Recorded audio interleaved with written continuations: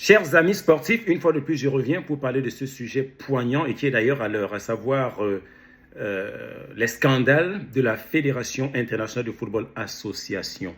Depuis hier, on remarque qu'il y a des marches, des gens qui protestent du côté de Zurich contre la Fédération internationale de football association.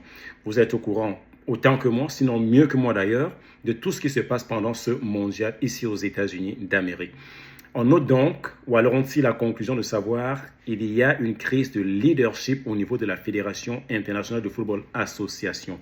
Alors, face à cette crise de confiance, face aux problèmes qui sont, à tout ce qui est reproché à Giannis, il peut décider, il a trois options. La première option est celle de la confrontation. Il peut simplement décider de répondre directement aux accusations qui lui sont adressées. La deuxième est celle de la transparence. La transparence. Il peut simplement décider d'ouvrir une enquête et des commissions d'enquête et être transparent avec les résultats et vraiment partager cela avec le public, que ce soit du côté argentin, bref, tout ce que l'on sait, tout ce qui se passe derrière. Mais souvenez-vous de ce que je vous ai dit. Le sport, c'est 30% sur le stade ou dans les stades, 70% dans les coulisses. Et comme ce qui se passe dans les coulisses n'est maîtrisé que par ceux qui sont directement, n'est maîtrisé que par le cercle très fermé de ces dirigeants-là, à savoir Giannis et tous ces autres-là, ils ne voudraient pas que ça sorte. Par conséquent, ils ne prendront pas cette deuxième option qui est celle de la transparence. Non. Il leur restera donc une option qui est celle de la continuité, à savoir rester sur l'angle qu'il a toujours fait, en prenant continuer à utiliser le même système en s'appuyant sur le soutien ou alors sur les soutiens institutionnels que sont la plupart des autres organisations qui votent pour lui ou contre lui. Et l'un des soutiens institutionnels qui soutient Giannis Infantino, c'est le groupe des présidents des fédérations africaines qui le font. Alors, comment est-ce qu'il s'y prend pour éteindre, pour tuer leur velléité de déstabilisation? Soutien financier tout simplement. Soutien financier tout simplement. Pour le mondial 2018, le soutien de la FIFA aux pays, aux fédérations africaines était de 8 millions de dollars. En 2022 au Qatar, le soutien de la FIFA est passé de 8 millions de dollars à 10 millions et demi de dollars. En 2026, il est passé de 10 millions et demi de dollars à 12 millions et demi de dollars pour chaque fédération qui prenait part à ce mondial-là. Et disons également qu'entre-temps maintenant, il y a l'aide que la FIFA apporte à tous les pays africains en termes de développement des structures, formation des arbitres, rénovation des stars, de football jeunes et filles et tout cela. La FIFA participe à cela. Alors, l'une des astuces que Giannis Infantino a utilisées, c'est vraiment sortir de l'argent et donner. Vous le savez plus que moi, le sport rapporte beaucoup d'argent, énormément d'argent.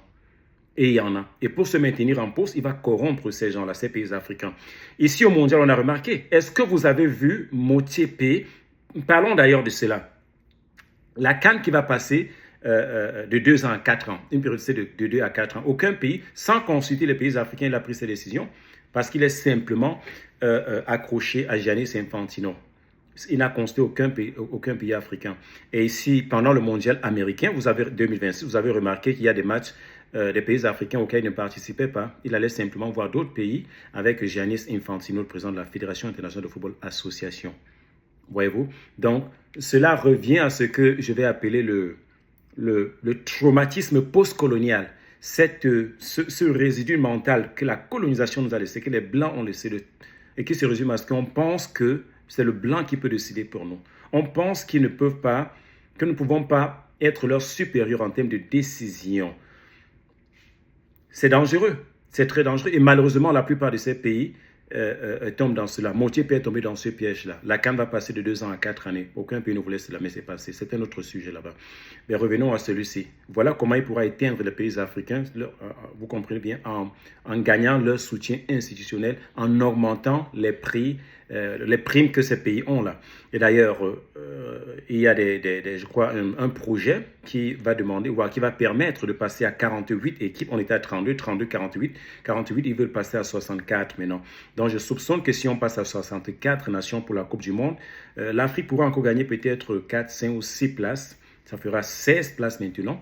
Et il sera de bon ton qu'il augmente, bien sûr, les contributions aux pays africains.